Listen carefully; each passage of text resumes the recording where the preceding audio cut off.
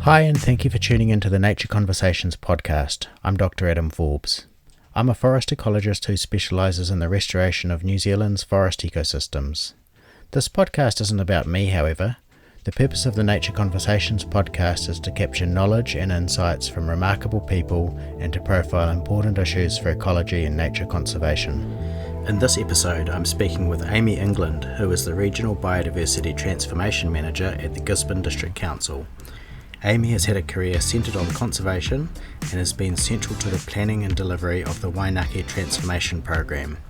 Amy is the perfect person to tell us all about this nationally significant restoration project. Actually, if we got those threats under control and we focused on those, then nature would do a lot of the work for us. And that's certainly been the case. The pine forest is contiguous with it, what we call the QE2 bush, which I referred to earlier. It's a massive seed source for us.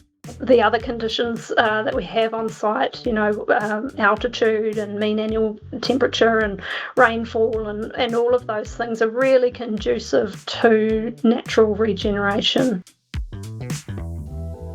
We had people who joined us who had been working in supermarkets, who had been butchers, who had been working on traffic management. No experience whatsoever in conservation or environmental restoration. And now, those same people have found their passion and their career. They're so dedicated. They've gone back to study. We have a number of them studying environmental science, ecology. They have just had this fire lit inside them. Okay, well, I'm very excited to have Amy England from the Gisborne District Council on Nature Conversations podcast. Thank you very much for joining me, Amy. How are you today? I'm great, thank you. And thanks very much for the invitation to join you. You're most welcome.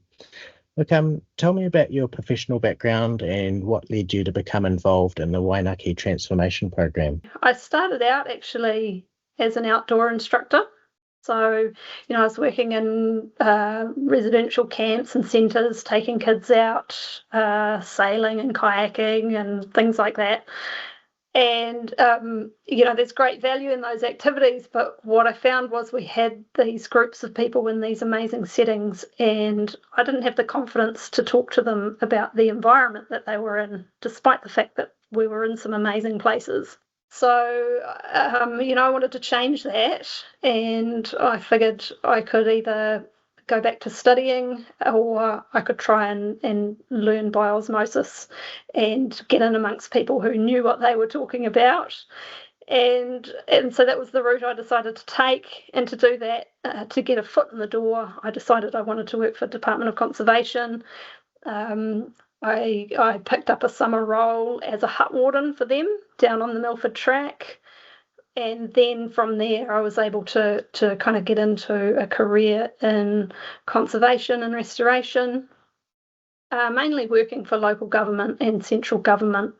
And I moved to Tairāwhiti about 11 years ago and was lucky enough to be doing some work for a local company here, and we were looking at an ecological restoration plan for Ngāi Tāmanuhiri, one of the iwi here.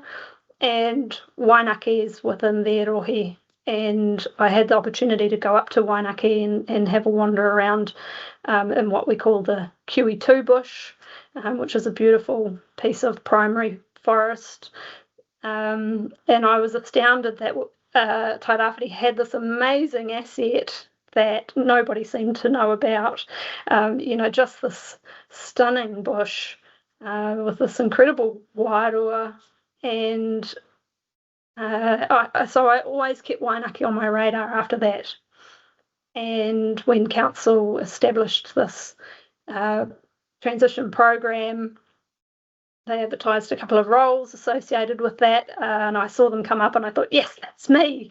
I want to be working at Waingake. I was kind of obsessed with it, from the first time I went there.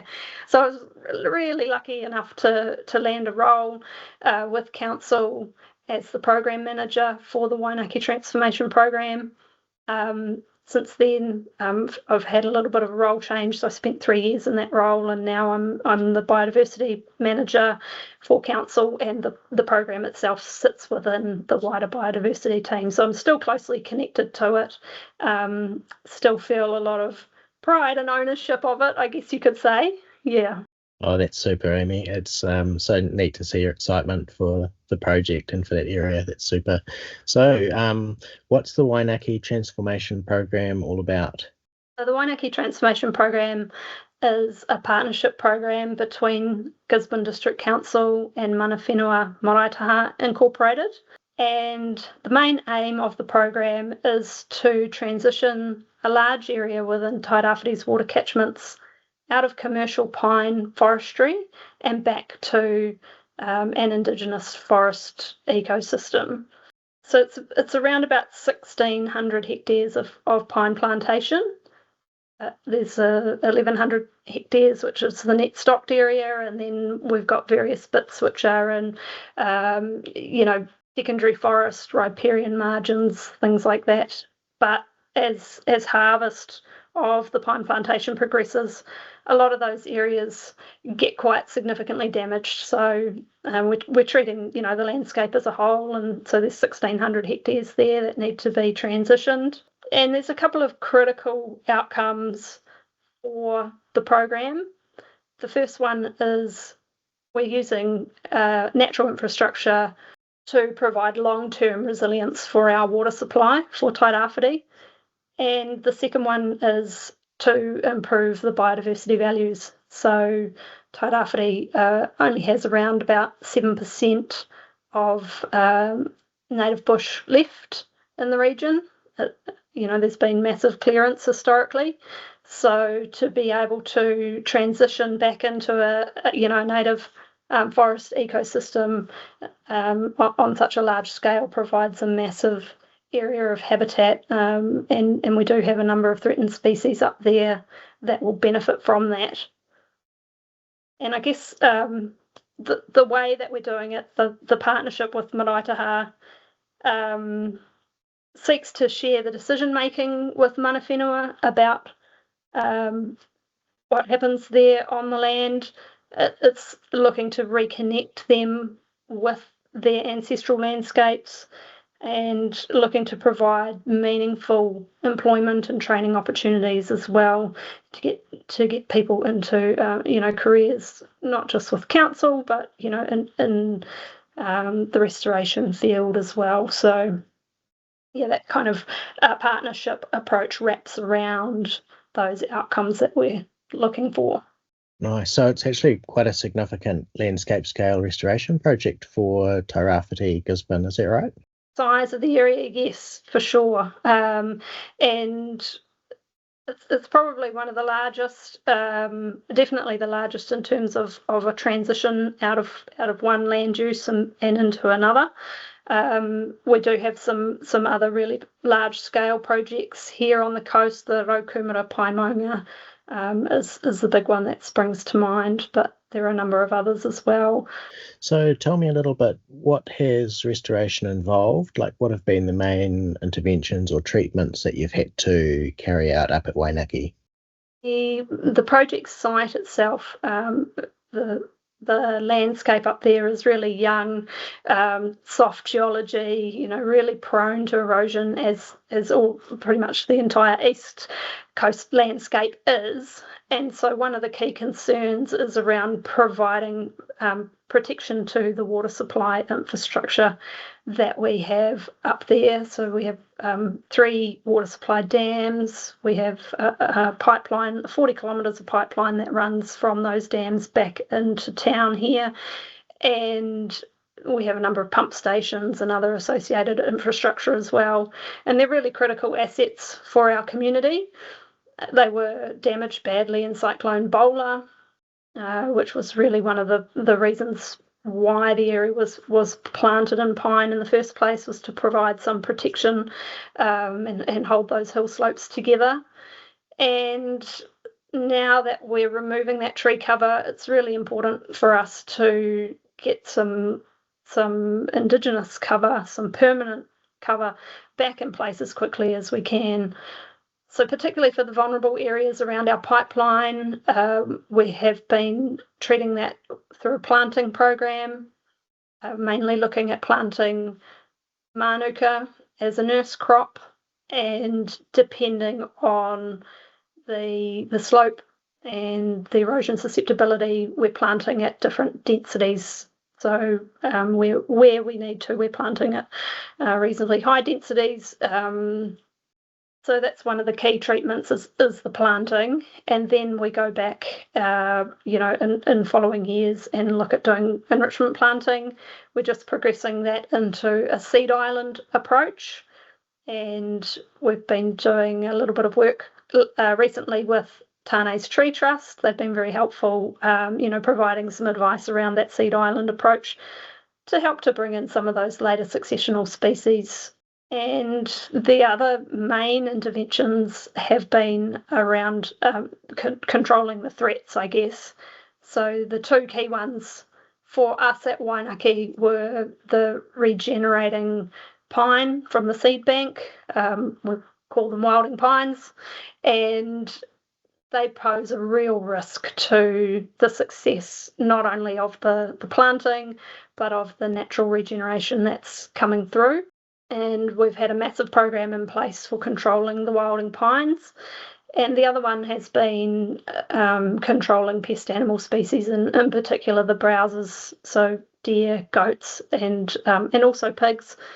The goats being the main issue for us in the beginning, and we've had 4 years of sustained control now. We've removed well over 3,000 goats. Nearly 1,000 of those were in the first year of control alone. So removing them has really enabled the natural regeneration to flourish, and we're seeing awesome success with that now. Great. So it sounds like you're getting some successes up there at Waingake. What would you say are the main factors contributing to success at Waingake? We are getting some good success, although I would say we're only year 4 into what you would understand, Adam, is going to be a really long-term program, and it's going to take a while for us to really determine the success of that. But I think we've laid the foundations. We were lucky to access some really good advice early on in the program, which helped to steer our approach to the restoration and to demonstrate that actually if we got those threats under control and we focused on those, then nature would do a lot of the work for us. And that's certainly been the case where the pine forest is contiguous with what we call the QE2 bush, which I referred to earlier. It's a massive seed source for us. The other conditions that we have on site, altitude and mean annual temperature and rainfall and all of those things are really conducive to natural regeneration.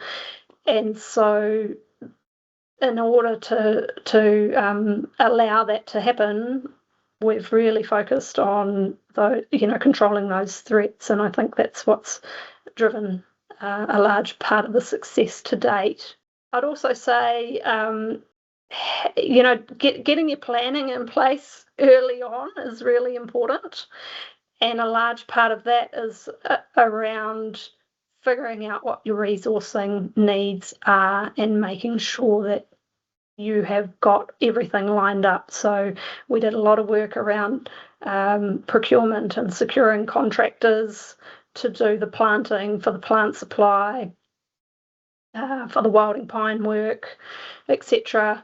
We did a lot of work on preparing what I would call a gold standard budget, if you like. So we looked at every little thing that we thought we would need, and we put it all in the budget, and we went big. We asked for a substantial amount of money, but we knew that we couldn't do it half pie.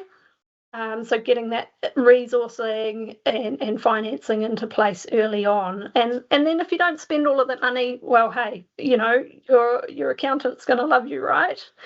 And we have been able to make savings because we've seen, that really successful natural regeneration happening, and we haven't needed to deliver as much planting as we originally thought. Plants are growing much better than we originally thought, and so we haven't had to do as much post-planting maintenance, things like that. But you need to plan for the worst case scenario, I guess, and plan to deliver every little thing that you think you're going to need to. How has the project related to people or the wider community? It's a really good question, and because it's within our water catchments and because it was an active forestry harvest site, it has been a little bit difficult to bring the community on the journey with us. The closed water catchment status means that people need to have permission to enter. We had a lot of health and safety concerns. We had lots of heavy truck movements on the roads and what have you. So we actually haven't had a lot of community activity on the site. However, I think probably where we have been able to connect with people, it's in that partnership with mana whenua.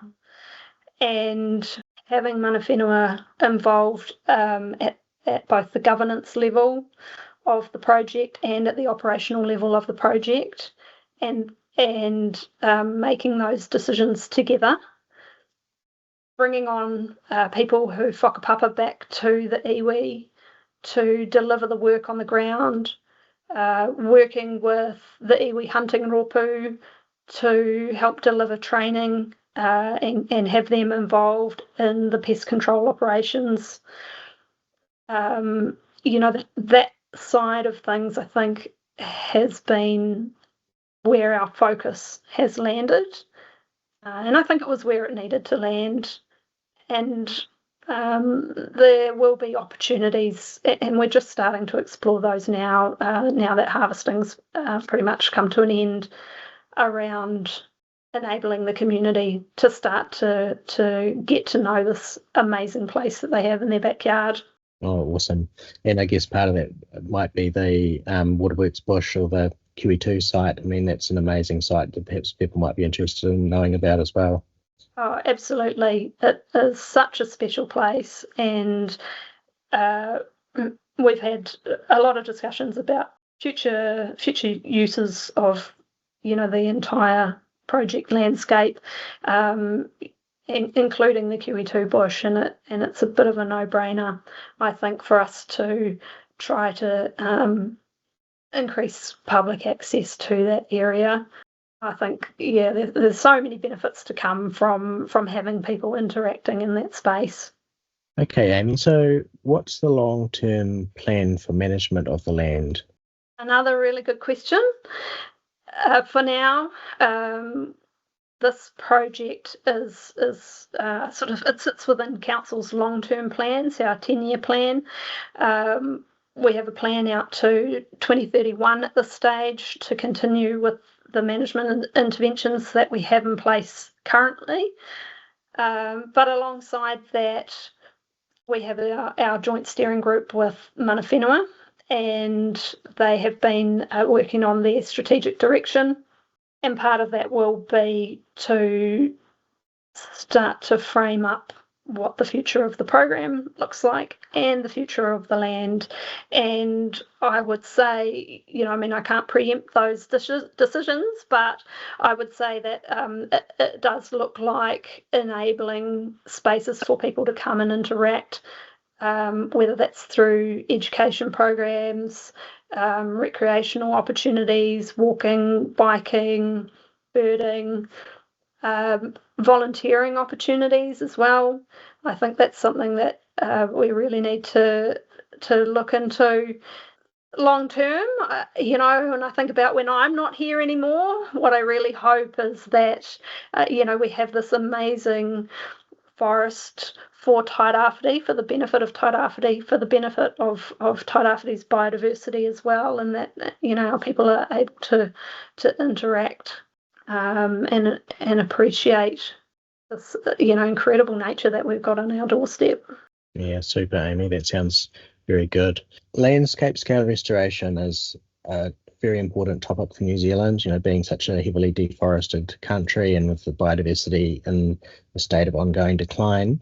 How is what we've learned from Waingake applicable to other areas of tairāwhiti or to other areas of New Zealand? Well, you're right, Adam. Here on the East Coast, we're going through a process at the moment of looking at a large-scale land use change.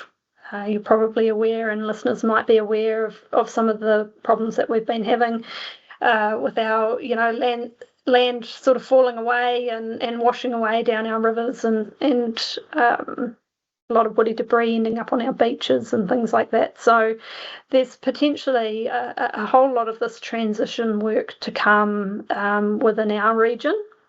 And the learnings from Waingake will be really applicable. Every site is different and has its own little quirks and conditions that need to be taken account. But at a broad scale, the learnings around, how setting up for success, doing your planning well, identifying what your main threats are to the success of the project, and putting in some interventions that are going to tackle those early on and in a sustained way, because a little bit of treatment doesn't really go a long way. It's got to be sustained over a long term. So I think those learnings are really key, and we've been able to share some of the learnings as well with others. So we've picked up some interesting learnings around our wilding pine control in particular, and wilding pines are a big issue for New Zealand. So we've been able to determine some patterns in the regrowth of wilding pines on the site, and how you might use some of that information to plan your work programs, plan your budgets. It's just small things, but definitely applicable to other sites, and definitely applicable to the wider restoration picture around the country. Yeah, it does sound to me like, with you having gone through this and the way you describe your project management, for instance, or the learning with wilding pines, I would expect there would be a lot of that would be transferable to other large-scale restoration sites. That you're probably in a very good position to be helping other people with a style of restoration.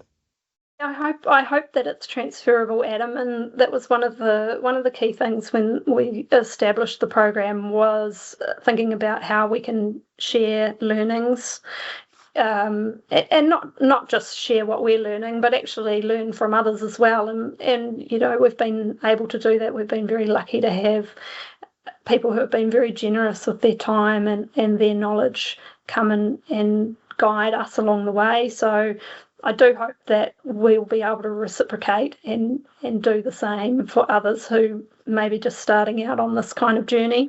And we can include in the podcast some relevant links to help people find you or to read a bit more about the project itself. So check out the links in the podcast for some further information. So I'm just interested because I gather this is a project that you've been working on for a number of years, and you would have been out in the field and you would have been doing different things and different meetings and different levels of involvement at different types of involvement. I'm just wondering, is there a memorable moment that springs to mind when you think about Waingake and your involvement? The moment that really sticks out for me is actually when I first grasped the scale of the project. So, I'd been brought on, I'd been interviewed during COVID lockdown, so everything was done online. I was finally kind of able to get into the office, and I'd looked at some maps, but actually I hadn't been up to site. And the first time I went up to site and stood there and looked over the first 100 or so hectares that had been harvested, and then I gazed out across ridges and valleys of pine still yet to be harvested, and I just remember thinking, oh, holy heck, what have I done, and how are we going to do this? The scale of it, the enormity of it really hit me, and I was pretty overwhelmed there for a little while. But luckily, I had some really good support and a whole lot of people who had already done a whole lot of foundational work that we could build on, which was great.